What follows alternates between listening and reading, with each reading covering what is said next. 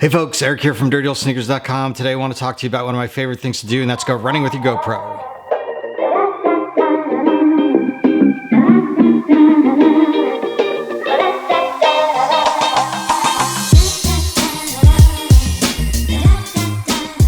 Now, some of the most popular posts on my website for the past, I want to say 3 or 4 years, has been a series that I did called Running with Your GoPro. Now, I've done a few different ones, Running with Your GoPro, video settings for mortals, still settings for the everyday photographer, but by far the most popular post has been what mounts to use while running with your GoPro. I've done a lot of recaps of races that I've done, like the New York City Marathon, the Brooklyn Half, the New York City Half. You'll notice that there's a theme here that I do a lot of running in New York City because I live in New York City.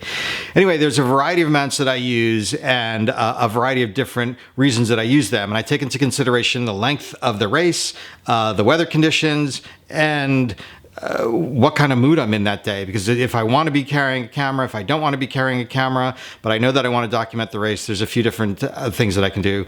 So I want to talk to you today about some of the handheld mounts that I've used in the past and what I like and what I don't like about them.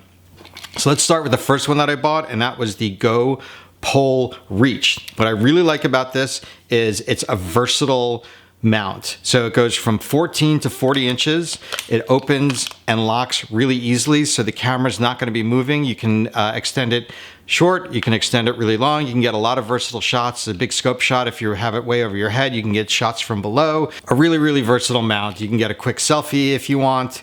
It's made of aluminum. It's really rugged. It's got a wrist strap, so there's no chance of you dropping it, and it's got a rubberized grip, so if your hand's going to get sweaty, you're going to have an opportunity to hold on to it and not lose it. Comfortable to run with. Again, if you're running a long race, it becomes a pain in the ass because who wants to carry something this bulky and this heavy? Although it doesn't seem heavy now, but after 26 miles, trust me, this thing is heavy.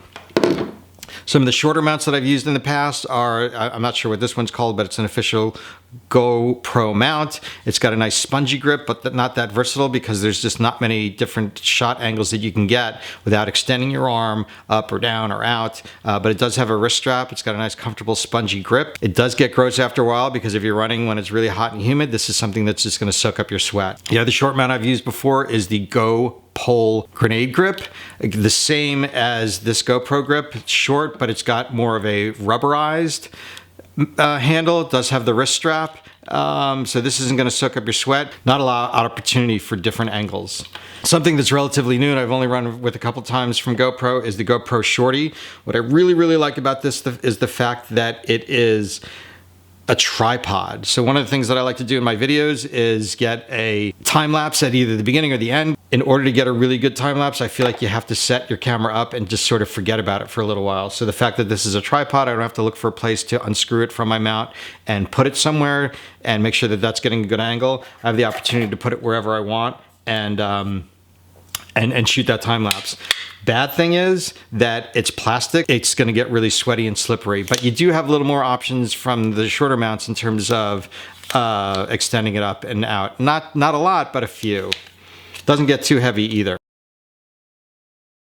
Now, my go-to for the past 3 years has been the GoPro ThreeWay. You see that I have it mounted here today with the Hero Session. It's been my go-to camera for races. I can shoot in 4K, so I have a lot of different editing options post. What I really like about this is that it's light. It comes with a detachable tripod, so I can get that time lapse that I want, but I can also make the tripod disappear. It's got a rubberized grip, so if I get sweaty, I'm gonna be able to hold on to it a little bit, and I can keep it short and just carry it in my hand like this, or I can extend it out, get a quick selfie. I can get different versatile shots just like the GoPole Reach. So the one mount that I haven't talked about yet is just, well, your hand. High, low, you don't have to worry about what you're gonna do with the camera when you're not using it, you just hold on to it. GoPros are really resilient cameras. They're really versatile. You can throw it in your pocket. If you've run with a spy belt, you can throw it in a spy belt. You can roll it up in your sleeve. It's not that heavy, it's not gonna jingle around, or you can just hold it in your hand the whole time. Some of these mounts are pretty expensive, so if price is an issue for you, just carry it in your hand. you're not gonna hurt the camera. You're gonna get some great angles. The one thing that I would say is you gotta be really conscious of bouncing, and that's with all of these non-mechanized mounts. Now, I'm gonna do a video on mechanized mounts, and I have a few different gimbals that I like to run with, depending on length of race and depending on weather conditions, but I'll get into that in that video.